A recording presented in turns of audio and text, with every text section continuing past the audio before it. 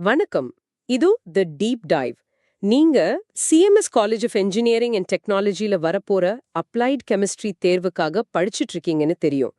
Doctor Arunkumar அவர்களின் பாடக்குறிப்புகளை அடிப்படையா வச்சு இன்னைக்கு நாம யூனிட் 1 நீர் தொழில்நுட்பம், அப்புறம் யூனிட் 2 நானோ வேதிவியலின் அடிப்படைகள் பத்தி கொஞ்சம் ஆழமா பார்க்க போறோம்.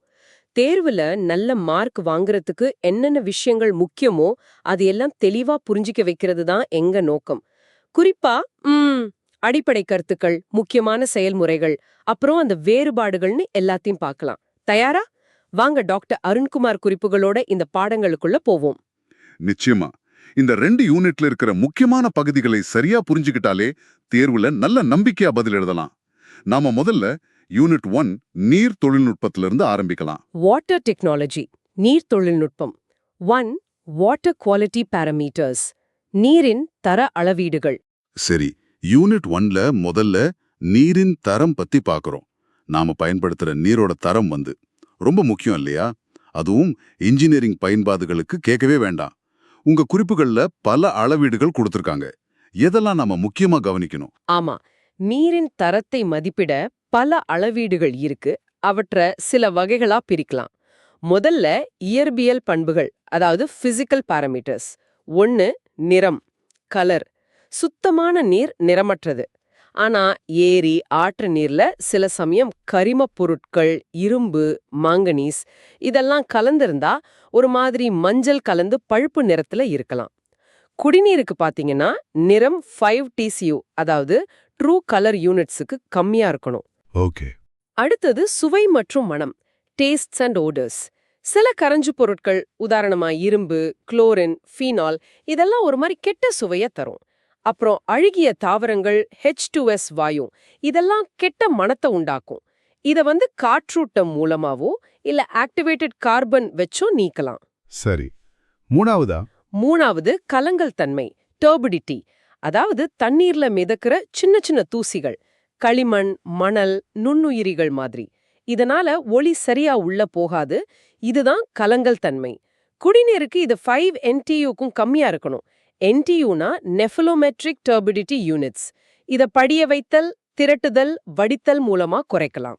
சரி, இதெல்லாம் இயற்பியல் பண்புகள். அடுத்ததா ரசாயன பண்புகள். இதுல pH, காரத்தன்மை, TDS, கடினத்தன்மை இதெல்லாம் வருமே? ஆமா, ரசாயன பண்புகள், அதாவது கெமிக்கல் பெராமீட்டர்ஸ் ரொம்ப முக்கியம். pH, நீர் அமிலமா இல்ல காரமான்னு சொல்றது. 7னா நடுநிலை. குடிநீருக்கு pH 6.5லிருந்து 8.5 வரை இருக்கலாம். இது மாறினா அரிமானம், சுவை, மதி பிரச்சனைகள் வரும். அப்புறம் காரத்தன்மை, அல்காலினிட்டி. இது நீர் எவ்வளவு அமிலத்தை நியூட்ரலைஸ் பண்ணும், அதோட திறன். முக்கியமா பைகார்பனேட், கார்பனேட், ஹைட்ராக்சைடு அயோனிகளால இது வருது. இது பாய்லர் அரிமானத்தை தடுக்க உதவும். ஆனா ரொம்ப அதிகமா இருந்தா கசப்பு சுவை வரும். ஓகே. TDS பத்தி சொல்லுங்க. மொத்த கரைந்த திடப்பொருட்கள், டோட்டல் டிசால்வ்ட் சாலிட்ஸ், TDS. இது நீர்ல கரைஞ்சிருக்கிற எல்லா கனிம உப்புகள், chloride, sulphate, bicarbonate, nitrate, phosphate இப்படி. அதோட சில கரிம பொருட்களோட மொத்த அளவு. குடிநீருக்கு TDS 500 ppmக்கு கம்மியா இருக்கணும். ppmனா பார்ட்ஸ் பெர் மில்லியன், அதாவது mgl லிட்டர். 1200 ppmக்கு மேல போனா அந்த தண்ணி யூஸ் பண்ண சரியா இருக்காது. நிறம், மனம், சுவை எல்லாம் பாதிக்கும். அப்போ கடினத்தன்மை, இது தேர்வுல அடிக்கடி கேட்பாங்கன்னு நினைக்கிறேன். ஆமா, நீரின் கடினத்தன்மை, ஹார்ட்னஸ், இது ரொம்ப முக்கியம். நீர்ல கரைஞ்சிருக்கிற கால்சியம், அதாவது Ca2+, அப்புறம் மெக்னீசியம், Mg2+ அயோனிகளோட உப்புக்களால இது வருது. முக்கியமா குளோரைடு, சல்ஃபேட்டு, பைகார்பனேட் உப்புக்கள். இது இருந்தா சோப்பு சரியா நுரைக்காது, ஒரு மாதிரி படிவம் உருவாகும். குடிநீருக்கு கடினத்தன்மை 125 ppmக்கு கம்மியா இருக்கணும். இது தொழிற்சாலைகள்ல, குறிப்பா பாய்லர்கள்ல பெரிய பிரச்சனைகளை உண்டாக்கும்.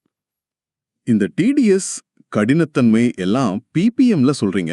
ppmனா என்னன்னு ஒரு தடவை தெளிவா சொல்லிடலாமா? நிறைய பேருக்கு இதுல குழப்பம் இருக்கும். கண்டிப்பா. ppmனா பார்ட்ஸ் பெர் மில்லியன். அதாவது 1 மில்லியன் பங்கு நீர்ல, அதாவது 10 லட்சம் பங்கு நீர்ல எத்தனை பங்கு அந்த பொருள் இருக்குன்னு சொல்றது. ரொம்ப சுலபமா சொன்னா 1 லிட்டர் தண்ணியில 1 மில்லிகிராம் பொருள் கரைஞ்சிருந்தா அது 1 ppm. 1 mgl equals to 1 ppm. தேர்வுல யூனிட் எழுதும்போது இத கவனமா பாத்துக்கணும். ஓகே, புரிஞ்சுது. அடுத்து உங்க குறிப்புகள்ல ஃப்ளூரைடு, ஆர்சனிக் மாதிரி சில குறிப்பிட்ட அசுத்தங்கள் பத்தி தனியா கொடுத்திருக்காங்க. இது ஏன் இவ்ளோ முக்கியம்? ஆமா, இது ரெண்டும் மிக முக்கியமான நச்சு பொருட்கள், அதாவது டாக்ஸிக் கண்டாமினன்ட்ஸ். இதோட அனுமதிக்கப்பட்ட அளவு மேக்ஸிமம் கண்டாமினன்ட் லெவல் MCL பத்தி தேர்வுல கேட்க வாய்ப்பு அதிகம். ஃப்ளூரைடு F-, இதுக்கு MCL வந்து 2 mgl. இது இயற்கையா பாறைகள்ல இருக்கலாம், இல்லனா அலுமினியம் உரத் தொழிற்சாலை கழிவுகள்ல இருந்தும் வரலாம். 0.7 இருந்து 1.2 mgl வரைக்கும் இருந்தா பல்லுக்கு நல்லது, சொத்தைய தடுக்கும். ஆனா 2 mglக்கு அதிகமா நீண்ட காலம் குடிச்சா ஃப்ளூரோசிஸ்ங்கிற எலும்பு நோய் வரும். எலும்புகள் வீக்காகிடும், வலி, வளையும், உடையும். குழந்தைங்களுக்கு பற்கள்ல நிறம் மாறி குழி விழும், மாட்டல்டு டீத். ஓ, அப்போ ஆர்சனிக் அது இன்னும் மோசமா இருக்குமே. ஆமா, ஆர்சனிக் இதுக்கு MCL ரொம்ப ரொம்ப கம்மி, வெறும் 10 μgl, அதாவது மைக்ரோகிராம் 1 லிட்டருக்கு. இது 0.01 மில்லிகிராம்க்கு சமம். இதுவும் இயற்கை படிவுகள்ல இருக்கலாம், அல்லது கண்ணாடி, பெயிண்ட், குறைபடுத்தி தொழிற்சாலை கழிவுகள்ல இருந்தும் வரலாம். பல வருஷம் இந்த தண்ணியை குடிச்சா ஆர்சனிகோசிஸ்ங்கிற நச்சு பாதிப்பு வரும். இதனால தோல் மாற்றங்கள், கருப்பு, வெள்ளை புள்ளிகள் வரும். தோல், நுரையீரல், சிறுநீரகப்பை புற்றுநோய் வரலாம். தைவான், சீனா மாதிரி நாடுகள்ல பிளாக் ஃபுட் நோய்னு ஒன்னு இருக்கு. கால்ல ரத்த ஓட்டம் பாதிச்சு திசுக்கள் அழிஞ்சிடும், கேங்க்ரீன். இதுக்கு டைமர்கேப்ரால், டிபெனிசியமைன் மாதிரி மாற்று மருந்துகள், சீலேட்டிங் ஏஜென்ட்ஸ் சிகிச்சைக்கு இருக்கு. அடேப்பா, இது ரொம்ப தீவிரமான பிரச்சனைகளா இருக்கு. அடுத்து ஆக்சிஜன் சம்பந்தமான சில அளவீடுகள் இருக்கு. DO, COD, BOD. இதுங்க எதை குறிக்குது? ஆமா, இது நீரோட ஆரோக்கியத்தை காட்டுற முக்கியமான குறியீடுகள். Oxygen related parameters. கரைந்த ஆக்சிஜன், டிசால்வ்டு ஆக்சிஜன், DO. நீர்ல கரைஞ்சிருக்கிற ஆக்சிஜனோட அளவு. நல்ல தரமான நீர்ல 4 to 6 ppm இருக்கும். இது மீன்கள் மாதிரி நீர்வாழ் உயிரினங்கள் வாழ ரொம்ப அவசியம். வெப்பநிலை அதிகமானா DO குறையும். அடுத்து இராசாயன ஆக்சிஜன் தேவை, கெமிக்கல் ஆக்சிஜன் டிமாண்ட், COD. நீர்ல இருக்கிற மக்காத கரிம பொருட்கள், அப்புறம் ஆக்சிஜன் ஏற்றம் அடையக்கூடிய கனிம பொருட்கள், இது எல்லாத்தையும் ஒரு வலிமையான ஆக்சிஜனேற்றிய, பொதுவா பொட்டாசியம் டைக்ரோமேட்டை வச்சு ரசாயன முறையில ஆக்சிஜனேற்றம் செய்ய எவ்வளவு ஆக்சிஜன் தேவையோ அதுதான் COD. இது நீர் எவ்வளவு மாசடைஞ்சிருக்குன்னு காட்டுற ஒரு குறியீடு. இதை சில மணி நேரங்கள்ல கண்டுபிடிச்சிடலாம். அப்போ BOD அதுக்கும் இதுக்கும் என்ன வித்தியாசம்? உயிரியல் ஆக்சிஜன் தேவை, பயோலாஜிக்கல் ஆக்சிஜன் டிமாண்ட். இது வந்து நீர்ல இருக்கிற மக்கும் கரிம பொருட்களை, பயோடிகிரேடபிள் ஆர்கானிக் மேட்டரை மட்டும் பாக்டீரியாக்கள் சிதைக்க எவ்வளவு ஆக்சிஜன் தேவையோ அது. இது பொதுவா 20 டிகிரி செல்சியஸ்ல 5 நாள் வச்சு அளப்பாங்க. இதுவும் நீரின் கரிம மாசுபாட்டை குறிக்குது. BOD அதிகமா இருந்தா நீர்வாழ் உயிரினங்களுக்கு ஆக்சிஜன் பற்றாக்குறை வரும். எப்பவுமே COD மதிப்பு BOD மதிப்பை விட அதிகமா தான் இருக்கும். ஏன்னா COD மக்காத எல்லாத்தையும் கணக்குல எடுக்குது, BOD மக்கிறத மட்டும்தான் எடுக்குது. ரெண்டாவது, வாட்டர் குவாலிட்டி ஸ்டாண்டர்ட்ஸ், நீரின் தர நிர்ணயங்கள். இவ்வளவு அளவீடுகளை வச்சே நீரின் தரத்தை எப்படி நிர்ணயிக்கிறாங்க? இதுக்குன்னு தனியா ஸ்டாண்டர்ட்ஸ் இருக்கா? ஆமா, கண்டிப்பா. ஒவ்வொரு பயன்பாட்டுக்கும், அதாவது குடிநீர், விவசாயம், தொழிற்சாலை, பொழுதுபோக்கு, இதுக்கெல்லாம் ஏத்த மாதிரி நீர் எந்த அளவுல சுத்தமா இருக்கணும்னு சில வரையறைகளை அரசாங்கங்கள் அல்லது சில அமைப்புகள் முடிவு பண்ணும். இது சட்டப்படி அமல்படுத்தப்படும். இதோட நோக்கம் வந்து பொது சுகாதாரம், சுற்றுச்சூழலை பாதுகாக்கிறது தான். ஒரு குறிப்பிட்ட பயன்பாட்டுக்கு என்னென்ன கிரைட்டீரியா வேணும், அதை எப்படி அடையிறது, எப்படி கண்காணிக்கிறதுன்னு திட்டம் போடுவாங்க. 3. முனிசிபல் வாட்டர் ட்ரீட்மெண்ட், நகராட்சி நீர் சுத்திகரிப்பு. சரி, நம்ம வீடுகளுக்கு வர்ற தண்ணியை எப்படி இந்த அளவுக்கு சுத்திகரிக்கிறாங்க? அது ஒரு பெரிய ப்ராசஸ் ஆச்சே. உங்க குறிப்புகள்ல ஒரு 6 படிநிலைகள் கொடுத்திருக்கிறாங்க. அதை வரிசையா பார்க்கலாமா? கண்டிப்பா. இது ஒரு முக்கியமான செயல்முறை, தேர்வு நோக்கிலையும் முக்கியம். அந்த 6 முக்கிய படிநிலைகள். 1. ஸ்கிரீனிங், வடிகட்டுதல். முதல்ல ஆத்திலிருந்தோ ஏரியிலிருந்தோ வர்ற தண்ணில மிதக்கிற பெரிய குப்பைகள், இலை, குச்சி, மீன் மாதிரி பொருட்களை ஒரு பெரிய சல்லடை மாதிரி வச்சு நீக்குவாங்க. இது பம்ப் மாதிரி எந்திரங்களை பாதுகாக்க உதவும். ஓகே. 2. ஏரேஷன், காற்றூட்டம். அடுத்ததா தண்ணிய காத்தோட நல்லா கலப்பாங்க. இதுக்கு தண்ணிய மேல இருந்து ஸ்ப்ரே பண்ணலாம், இல்லனா காத்த நீருக்குள்ள பபிள்ஸ் மாதிரி அனுப்பலாம். இதனால கெட்ட மணத்துக்கு காரணமான வாயுக்கள் CO2, H2S மாதிரி அதெல்லாம் வெளியேறிடும். முக்கியமா தண்ணியில கரைஞ்சிருக்கிற இரும்பு, ஃபெரஸ், மாங்கனஸ் உப்புக்கள் ஆக்சிஜனேற்றம் அடைஞ்சு கரையாத ferric hydroxide FeOH3 manganese dioxide MnO2வா வீழ்படிவா மாறிடும். அடுத்து 3. செடிமெண்டேஷன், படிய வைத்தல். இப்போ தண்ணிய பெரிய தொட்டிகள்ல செடிமெண்டேஷன் டேங்க்ஸ்ல ஒரு 2 to 6 மணி நேரம் ரொம்ப மெதுவா போக விடுவாங்க, இல்லனா அசையாங்க வச்சிருப்பாங்க. இதுல அந்த காற்றோட்டத்துல உருவான கனமான வீழ்படிவுகளும் மத்த கனமான தூசிகளும் கிராவிட்டியால அடியில படிஞ்சிடும், செட்டில் டவுன் ஆயிடும். இது மூலமா சுமார் 75% மிதக்கும் தூசிகளை நீக்கலாம். அப்படியும் சின்ன தூசிகள் மிதக்குமே, அதுக்கு என்ன பண்றது? அதுக்கு தான் அடுத்த ஸ்டெப் 4. கோஆகுலேஷன், திரட்டுதல். ரொம்ப சின்ன லேசான தூசிகள், களிமண், சிலிக்கா மாதிரி அதெல்லாம் அப்படியே மிதக்கும், அது படியாது. அதுக்கு படிகாரம், ஆலம், அதாவது அலுமினியம் சல்ஃபேட் இல்லனா ஃபெரிக் சல்ஃபேட் மாதிரி சில ரசாயனங்களை கோஆகுலன்ட் சேர்ப்பாங்க. உதாரணமா படிகாரம் தண்ணியோட வினை புரிந்து அலுமினியம் ஹைட்ராக்சைடு AlOH3ங்கிற ஒரு ஒரு மாதிரி ஒட்டக்கூடிய வீழ்படிவை உருவாக்கும்.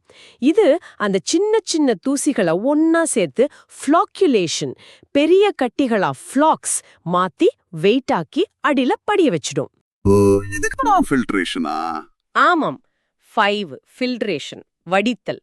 திரட்டினதுக்கு அப்புறமும் மிச்சம் இருக்கிற ரொம்ப சின்ன தூசிகள், பாக்டீரியாக்கள், நிறம், மணம் இது எல்லாத்தையும் நீக்க தண்ணிய மணல் வடிப்பான்கள், சாண்ட் ஃபில்டர்ஸ் வழியா அனுப்புவாங்க. இதுல பல அடுக்குகள் இருக்கும். மேல ரொம்ப பொடியான மணல், ஃபைன் சாண்ட், அதுக்கு கீழே கொஞ்சம் பெரிய மணல், கோர் சாண்ட், அப்புறம் சரள கற்கள், கிராவல்ஸ்னு பல சைஸ்ல இருக்கும். தண்ணி இந்த அடுக்குகள் வழியா மெதுவா ஃபில்டர் ஆகி போகும்போது நல்லா சுத்தமாயிடும். சரி, கடைசி ஸ்டெப் ரொம்ப முக்கியமாச்சே, கிருமி நீக்கம். ஆமா. 6. ஸ்டெரிலைசேஷன், டிஸ்இன்ஃபெக்ஷன், கிருமி நீக்கம். இதுதான் கடைசி ஆனா மிக முக்கியமான படிநிலை. வடிகட்டினதுக்கு அப்புறமும் தண்ணியில இருக்கக்கூடிய நோய்களை உண்டாக்குற பாக்டீரியா, வைரஸ் இதை எல்லாத்தையும் அழிக்கிறது. இதுக்கு ஓசோனேஷன் பயன்படுத்தலாம், புற ஊதா கதிர்கள் UV ரேடியேஷன் யூஸ் பண்ணலாம், இல்லனா குளோரின் சேர்ப்பது குளோரினேஷன். இந்த முறைகள் இருக்கு. ஓசோன் UV முறைகளை விட குளோரினேஷன் தான் பரவலா பயன்படுதுன்னு குறிப்புகள்ல இருக்கு. குளோரினேஷன்ல ப்ளீச்சிங் பவுடர், குளோரமீன், நேரடியா குளோரின் வாயுன்னு பல வழிகள் இருக்கு. இதுல பிரேக் பாயிண்ட் குளோரினேஷன் ஒன்னு சொல்றாங்களே, அது என்ன? அது ஏன் முக்கியம்? தேர்வுல கேட்க வாய்ப்பு இருக்கா? பிரேக் பாயிண்ட் குளோரினேஷன், ஆமா, இது ஒரு முக்கியமான கான்செப்ட். தேர்வுல கேட்க நிறைய வாய்ப்பு இருக்கு. சுத்திகரிக்க வேண்டிய நீர்ல பாக்டீரியா, கரிம பொருட்கள், அப்புறம் குளோரினால ஆக்சிஜனேற்றம் அடையக்கூடிய Fe2+, H2S மாதிரி பொருட்கள், அம்மோனியா, NH3 இதெல்லாம் இருக்கும் இல்லையா? நம்ம குளோரினை கொஞ்சம் கொஞ்சமா சேர்க்க ஆரம்பிக்கும் போது என்ன நடக்குதுன்னு பாருங்க. முதல்ல சேர்க்கிற குளோரின் இந்த Fe2+, H2S மாதிரி ஆக்சிஜனேற்றம் அடையக்கூடிய பொருட்களை அழிக்கும். அப்புறம் இன்னும் கொஞ்சம் குளோரின் சேர்த்தா அது நீர்ல இருக்கிற அமோனியாவோட வினை புரிந்து குளோரமீன்கள் NH2Cl, NHCl2 மாதிரி சேர்மங்களை உருவாக்கும். இதுக்கும் கிருமிநாசினி தன்மை இருக்கு, ஆனா குளோரினை விட கொஞ்சம் வீரியம் குறைவு.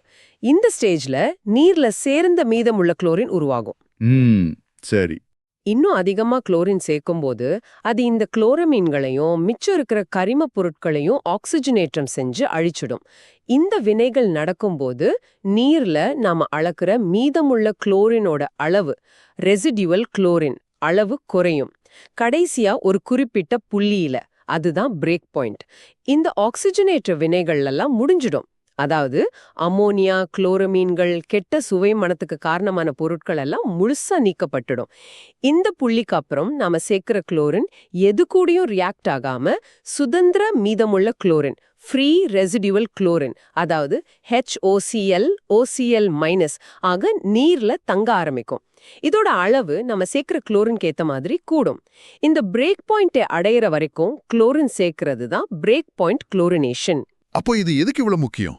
இது எதுக்கு முக்கியம்னா, இது தண்ணி முழுமையா சுத்திகரிக்கப்பட்டுடுச்சு, நோய்க்கிருமிகள் அழிஞ்சிருச்சு, தேவையில்லாத சுவை மணம் போயிடுச்சுங்கிறத உறுதி செய்யுது. பொதுவா பிரேக் பாயிண்ட்க்கு அப்புறம் ஒரு 0.2 0.5 ppm அளவுக்கு ஃப்ரீ ரெசிஜுவல் குளோரின் தண்ணில இருக்கிற மாதிரி பார்த்துப்பாங்க. இது டிஸ்ட்ரிபியூஷன் பைப்புகள்ல மறுபடியும் ஏதாச்சும் கண்டாமினேஷன் ஆனா கூட பாதுகாக்க உதவும். 4. டீசாலினேஷன் ஆஃப் பிராக்கிஷ் வாட்டர், உவர் நீரிலிருந்து உப்பை நீக்குதல். அருமை. இப்ப குடிநீர் சுத்திகரிப்பு பார்த்தோம். ஆனா கடல் நீர் மாதிரி உப்பு ரொம்ப அதிகமா உள்ள நீரை எப்படி பயன்படுத்துறது? அதுக்கு டீசாலினேஷன் சொல்றாங்க இல்லையா? அதுல ரிவர்ஸ் ஆஸ்மோசிஸ் ஆர்ஓ முறை எப்படி வேலை செய்யுது? நம்ம வீடுகள்ல கூட இப்ப ஆர்ஓ யூஸ் பண்றோமே. ஆமா, கடல் நீர்ல TDS 35,000 ppmக்கு வேலை இருக்கும். உவர் நீர் அதாவது பிராக்கிஷ் வாட்டர்ல 1000 ppmல இருந்து 35,000 ppm வரைக்கும் இருக்கும். இதுல இருந்து உப்பை நீக்கி நல்ல தண்ணியா மாத்துறதுக்கு பேர் தான் டீசாலினேஷன். இதுக்கு பல முறைகள் இருந்தாலும் ரிவர்ஸ் ஆஸ்மோசிஸ் ஆர்ஓ முறை இப்போ ரொம்ப பரவலா பயன்படுது. முதல்ல சாதாரண சவ்வூடு பரவல், அதாவது ஆஸ்மோசிஸ்னா என்னன்னு பாத்துரலாம். ஒரு அரைக்கடத்தி சவ்வு, செமி பெர்மியபிள் மெம்பரேன் சொல்வோம். இது தண்ணிய மட்டும் போக விடும், உப்ப போக விடாது. இந்த சவ்வை வச்சு ஒரு பக்கம் உப்பு தண்ணியும் அதிக செறிவு, மறுபக்கம் நல்ல தண்ணியும் குறைந்த செறிவும் வச்சா இயற்கையா நல்ல தண்ணி உப்பு தண்ணி இருக்கிற பக்கத்துக்கு சவ்வு வழியா போகும். இந்த ஓட்டத்தை தடுக்க எவ்வளவு அழுத்தம் தேவையோ அதுதான் சவ்வூடு பரவல் அழுத்தம், ஆஸ்மோட்டிக் பிரஷர். ஓகே. அப்போ ரிவர்ஸ் ஆஸ்மோசிஸ்னா? ரிவர்ஸ் ஆஸ்மோசிஸ்ல நம்ம என்ன பண்றோம்னா, உப்பு தண்ணி இருக்கிற பக்கத்துல, அதாவது அதிக செறிவுள்ள பகுதியில இந்த சவ்வூடு பரவல் அழுத்தத்தை விட அதிகமா ஒரு மெக்கானிக்கல் பிரஷரை, ஹைட்ரோஸ்டாட்டிக் பிரஷரை கொடுக்கறோம். அப்படி கொடுக்கும்போது அந்த ஆஸ்மோசிஸ் தலைகீழா நடக்குது ரிவர்ஸ்ல. அதாவது உப்பு தண்ணியில இருக்கிற தண்ணி மட்டும் கரைப்பான் சவ்வு வழியா நல்ல தண்ணி இருக்கிற பக்கத்துக்கு, குறைந்த செறிவுள்ள பகுதிக்கு போகுது. உப்பு அயனிகள் சவ்வால தடுக்கப்பட்டு அங்கேயே தங்கிடுது. இப்படி நமக்கு தூய நீர் கிடைக்குது. அப்போ இதுக்கு அந்த சவ்வு, அந்த மெம்பரேன் ரொம்ப முக்கியம் போல. ஆமா, ரொம்ப முக்கியம். செல்லுலோஸ் அசிட்டேட், பாலியமைடு மாதிரி பொருட்களாலான மெல்லிய மெம்பரேன்கள் இதுக்கு பயன்படுது. ஆர்ஓ முறையோட நன்மை என்னன்னா, இது அயனிகள் மட்டும் இல்ல, பாக்டீரியா, வைரஸ், மத்த பெரிய மூலக்கூறுகளையும் நீக்கிடும். இது ரூம் டெம்பரேச்சர்லயே வேலை செய்யும். அதனால எனர்ஜி தேவையும் குறைவு. மெயின்டெனன்ஸ் சுலபம், செலவும் மத்த முறைகளை விட குறைவு. அதனால இது கடல் நீர், உவர் நீரை குடிநீரா மாத்த ரொம்ப ஏற்ற முறை. 5. Industrial feet water, boiler feed water. தொழிற்சாலை பயன்பாடுகளுக்கு வருவோம். குறிப்பா பவர் பிளான்ட்ஸ்ல இருக்கிற கொதிகலன்கள், அதாவது பாய்லர்ஸ்ல பயன்படுத்துற நீர் எப்படி இருக்கணும்? நம்ம சாதாரண தண்ணியை பயன்படுத்தினா என்ன ஆகும்? பாய்லர்ல பயன்படுத்துற நீர், பாய்லர் ஃபீட் வாட்டர், மிக மிக தூய்மையா இருக்கணும். ஏன்னா பாய்லர்கள் உயர் அழுத்தம், உயர் வெப்பநிலையில இயங்கும். அங்க தண்ணி ஸ்டீமா மாறுது.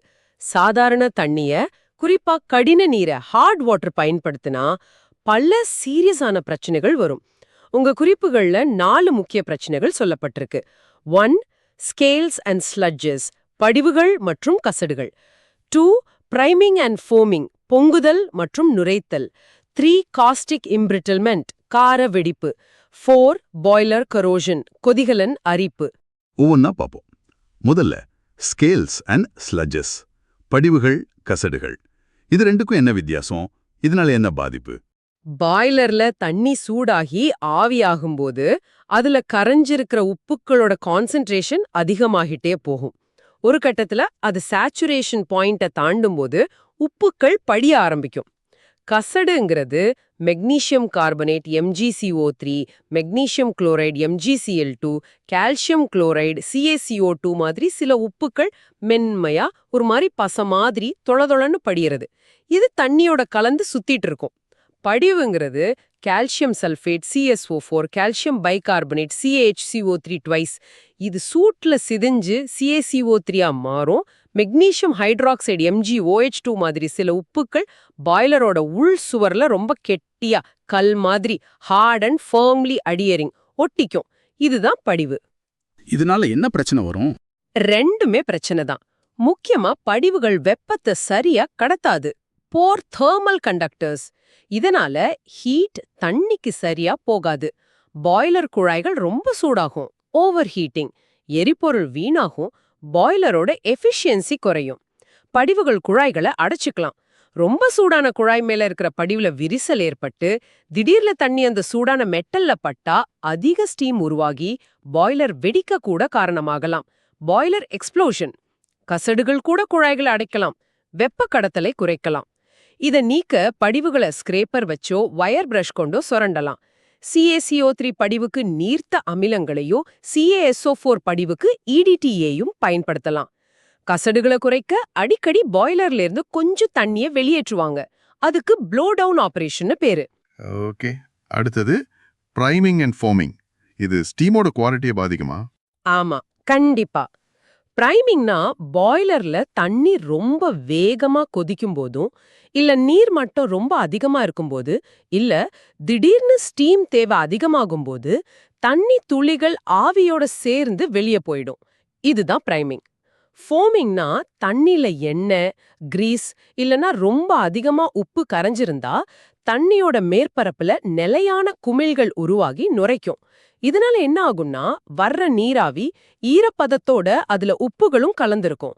இது டர்பைன் மாதிரி மெஷின்களோட செயல்திறனை குறைக்கும், அரிப்பை உண்டாக்கும். இத தடுக்க கொதிக்கிற வேகத்தை கட்டுப்படுத்தலாம், நீர் மட்டத்தை சரியா வச்சுக்கலாம். ஆன்டிஃபோமிங் ஏஜென்ட்ஸ் உதாரணத்துக்கு காஸ்டர் ஆயில், கொயாகுலன்ஸ் உதாரணத்துக்கு சோடியம் அலுமினேட் பயன்படுத்தலாம். மூணாவதா காஸ்டிக் எம்பிரிட்டில்மெண்ட். பேரு கொஞ்சம் பயமா இருக்கே, கார வெடிப்பா? ஆமா, இது அதிக அழுத்த பாய்லர்கள்ல நடக்கக்கூடிய ஒரு ஆபத்தான அரிமான வகை. பாய்லர் தண்ணியில சோடியம் கார்பனேட் Na2CO3 இருந்தா அது அதிக வெப்பம், அழுத்தத்துல ஹைட்ரோலிசிஸ் ஆகி சோடியம் ஹைட்ராக்சைடு NaOHங்கிற காரத்தை உருவாக்கும்.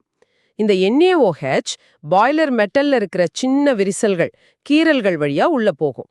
அங்க இரும்போட வினை புரிஞ்சு சோடியம் ஃபெரோயேட், சோடியம் ஃபெராய்ட் Na2FO2 உண்டாக்கும்.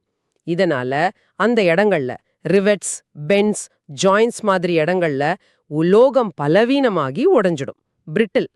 இதுதான் கார வெடிப்பு. இத தடுக்க பாய்லர் தண்ணியில NaOH உருவாகாம பாத்துக்கணும். Na2CO3க்கு பதிலா சோடியம் பாஸ்பேட் Na3PO4 பயன்படுத்தலாம். இல்லனா டானின், லிக்னின் மாதிரி கரிமப் பொருட்களை சேர்க்கலாம். அதுங்க விரிசல்களை அடைச்சிடும். சரி, கடைசியா பாய்லர் கொரோஷன், அதாவது கொதிகலன் அரிப்பு. இதுக்கு என்ன காரணம், எப்படி தடுக்கிறது? பாய்லர் அரிமானத்துக்கு பல காரணங்கள் இருக்கு. முக்கியமா 3. 1, கரைந்த ஆக்சிஜன். தண்ணில டியோ இருந்தா அது அதிக வெப்பநிலையில பாய்லர் இரும்போட ரியாக்ட் ஆகி துரு உண்டாக்கும். இது பிட்டிங் கொரோஷன் மாதிரி குழிகளை ஏற்படுத்தும். 2வது, கரைந்த கார்பன் டை ஆக்சைடு CO2. தண்ணில CO2 இருந்தா அது நீரோட சேர்ந்து கார்பானிக் அமிலம் H2CO3 உண்டாக்கும். இது ஆசிட் மாதிரி அரிப்பை உண்டாக்கும். 3வது, அமிலம் உண்டாக்கும் உப்புக்கள். மெக்னீசியம் குளோரைடு மாதிரி சில உப்புக்கள் அதிக வெப்பத்துல ஹைட்ரோலிசிஸ் ஆகி ஹைட்ரோகுளோரிக் அமிலம் HCl உண்டாக்கும். இந்த அமிலம் ரொம்ப தீவிரமா பாய்லரை அரிக்கும். இதை எப்படி தடுக்கலாம்? டிஓவை நீக்க ரசாயன முறை அல்லது இயந்திர முறை பயன்படுத்தலாம். ரசாயன முறையில சோடியம் சல்ஃபைடு Na2SO3 அல்லது ஹைட்ரசீன் N2H4 சேர்ப்பாங்க. N2H4 + O2 = N2 + 2H2O. ஹைட்ரசீன் நல்லது, ஏன்னா அது எந்த சாலிடையும் உருவாக்காது. இயந்திர முறையில தண்ணிய சூடாக்கி வேக்யூம்ல ஸ்ப்ரே பண்ணும்போது கரைஞ்ச வாயுக்கள் பிரிஞ்சிடும். CO2 அமோனியம் ஹைட்ராக்சைடு NH4OH சேர்த்தோ அல்லது இயந்திர முறை மூலமும் நீக்கலாம். HCl மாதிரி அமிலம் உருவானா அதை NaOH மாதிரி காரம் சேர்த்து நியூட்ரலைஸ் பண்ணலாம். 6. Treatment of boiler feed water. கொதிகலன் நீரை மென்மையாக்குதல். இந்த பிரச்சனைகள் எல்லாம் வராம இருக்கணும்னா பாய்லருக்கு தண்ணி அனுப்புறதுக்கு முன்னாடியே அதை சுத்திகரிக்கணும். குறிப்பா கடினத்தன்மையை நீக்கணும். இதுக்கு எக்ஸ்டர்னல் கண்டிஷனிங்னு பேரு தானே. அதுல என்ன முறைகள் இருக்கு? உங்க குறிப்புகள்ல 2 முக்கிய முறை இருக்குன்னு நினைக்கிறேன். ஆமா, பாய்லருக்கு வெளியிலேயே நீரை தகுந்தபடி மாற்றுவதற்கு எக்ஸ்டர்னல் கண்டிஷனிங், வெளிப்புற சீரமைப்புன்னு பேரு. இதுல 2 முக்கிய முறைகள் உங்க பாடக்குறிப்புகள்ல இருக்கு. அயனி பரிமாற்றம், அயான் எக்ஸ்சேஞ்ச் ஆர் டீமினரலைசேஷன், மற்றும் ஜியோலைட் முறை, ஜியோலைட் ஆப்போமியூட்டட் ப்ராசஸ். முதல்ல அயனி பரிமாற்றம், அயன் எக்ஸ்சேஞ்ச் பத்தி சொல்லுங்க. இது எப்படி எல்லா அயனிகளையும் நீக்குது? இது கொஞ்சம் காம்ப்ளிகேட்டடா? கொஞ்சம் விளக்கமா சொல்றேன், சுலபமா புரிஞ்சிடும். அயனி பரிமாற்ற முறை நீர்ல இருக்கிற எல்லா விதமான கரைந்த உப்புக்களையும், அதாவது கேட்டயான்ஸ், ஆனயான்ஸ் 2யுமே நீக்கி கிட்டத்தட்ட தூய நீரை, டீமினரலைஸ்ட் ஆர் டீஅயனைஸ்ட் வாட்டரை கொடுக்கும். இதுல 2 வகை அயனி பரிமாற்ற ரெசின்கள் யூஸ் பண்றோம். ஒன்னு கேட்டையான் பரிமாற்ற ரெசின், கேட்டையான் எக்ஸ்சேஞ்ச் ரெசின். இதுல அமில தொகுதிகள் இருக்கும், சும்மா RH2ன்னு வச்சுக்கலாம். 2 ஆனையான் பரிமாற்ற ரெசின், ஆனையான் எக்ஸ்சேஞ்ச் ரெசின். இதுல கார தொகுதிகள் இருக்கும், இத R-OH2ன்னு வச்சுக்கலாம். இப்ப என்ன நடக்கும்னா, முதல்ல கடின நீரை கேட்டையான் பரிமாற்ற ரெசின் இருக்கிற ஒரு டேங்க் வழியா அனுப்புவோம். இந்த ரெசின் தண்ணியில இருக்கிற எல்லா கேஷயான்ஸையும் Ca2+, Mg2+, Na+, K+ எல்லாத்தையுமே எடுத்துக்கிட்டு பதிலுக்கு H+ அயனிகளை தண்ணியில விடும். உதாரணமா RH2 + Ca2+ is equal to RCA + 2H+. இப்ப தண்ணில உலோக கேஷயான்ஸ் போய் அதுக்கு பதிலா H+ அயனிகள் வந்திருக்கும். அதனால தண்ணி கொஞ்சம் அமிலத்தன்மை கொண்டதா இருக்கும். HCl, H2SO4 மாதிரி அமிலங்கள் உருவாகியிருக்கும். ஓகே, அப்புறம் அடுத்ததா இந்த அமில நீல ஆணையன் பரிமாற்ற ரெசின் இருக்கிற இன்னொரு டேங்க் வழியா அனுப்புவோம். இந்த ரெசின் தண்ணியில இருக்கிற எல்லா ஆணையன்களையும் Cl-, SO4(2-), HCO3- எல்லாத்தையும் எடுத்துக்கிட்டு பதிலுக்கு OH- அயனிகளை தண்ணியில விடும். உதாரணமா RrOOH2 + 2Cl- gives RR2Cl2 + 2OH-. இப்போ கேஷியன் பரிமாற்றத்துல உருவான H+ அயனிகளும் ஆணையன் பரிமாற்றத்துல உருவான OH- அயனிகளும் சேர்ந்து நீரா மாறிடும். H++ + OH- gives H2O. கடைசியா வெளிய வர தண்ணியில கிட்டத்தட்ட எந்த அயனிகளும் இருக்காது. இதோட கடினத்தன்மை ரொம்ப ரொம்ப குறைவா சுமார் 2 ppm இருக்கும். இது தீர்ந்து போனா என்ன பண்றது? நல்ல கேள்வி. காலப்போக்குல இந்த ரெசின்கள் அதோட எக்ஸ்சேஞ்ச் கெப்பாசிட்டியை இழந்துடும், எக்ஸாஸ்டட். அப்போ அதை ரீஜெனரேட் பண்ணணும். கேஷியன் ரெசினை நீர்த்த அமிலம் டைல்யூட் HCl or H2SO4 ஊத்தியும், ஆணையன் ரெசினை நீர்த்த காரம் டைல்யூட் NaOH ஊத்தியும் மீளுருவாக்கம் செஞ்சு திரும்ப பயன்படுத்தலாம். சூப்பர். அடுத்து ஜியோலைட் முறை. இது எப்படி வேலை செய்யுது? இதுக்கும் அயனி பரிமாற்றத்துக்கும் என்ன முக்கிய வித்தியாசம்? இது தேர்வுல கேட்கக்கூடிய கேள்வி மாதிரி தெரியுது. ஆமா, இது முக்கியமான கேள்வி. சியோலைட் முறை அயனி பரிமாற்றத்தோட ஒரு வகைதான். ஆனா இது கேஷியானிகளை மட்டும்தான் பரிமாறும். சியோலைட்டுங்கிறது இயற்கையா கிடைக்கிற அல்லது செயற்கையா தயாரிக்கிற hydrated sodium aluminosilicate. Hydrated sodium aluminosilicate இதோட ஃபார்முலா மாதிரி Na2O.Al2O3.XSiO2.YH2O, சுருக்கமா Na2Zன்னு சொல்லுவாங்க. இதுல என்ன நடக்கும்னா, கடின நீரை சியோலைட் இருக்கிற டேங்க் வழியா அனுப்பும்போது சியோலைட்ல இருக்கிற Na+ அயனிகள் தண்ணியில இருக்கிற கடினத்தன்மைக்கு காரணமான Ca2+, Mg2+ அயனிகளோட இடம் மாறிக்கும், எக்ஸ்சேஞ்ச் ஆயிடும். Na2Z + Ca2+, those CaZ + 2Na+, அதே மாதிரி Mg2+க்கும். இதனால தண்ணியில Ca2+, Mg2+ போயிடும், அதுக்கு பதிலா Na+ அயனிகள் வந்துடும்.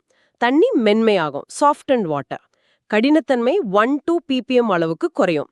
ஆனா கவனிங்க, தண்ணியில கரைஞ்சிருக்கிற மொத்த உப்புக்களோட அளவு குறையாது. ஏன்னா Ca2+ போனா Na+ வருது.